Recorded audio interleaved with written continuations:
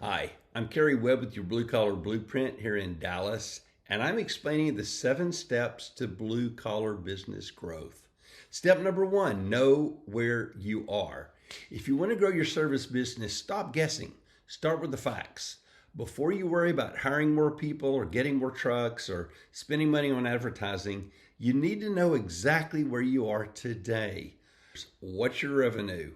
What's your cost of goods? What's your gross margin?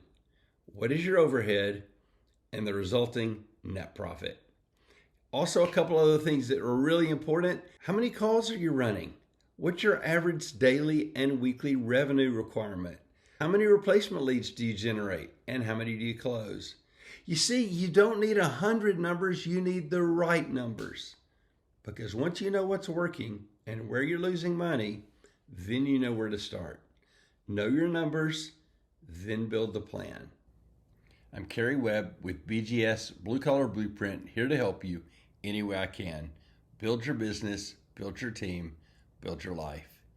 Email me, Kerry@bgsblueprint.com, and I'll send you the KPIs that really matter.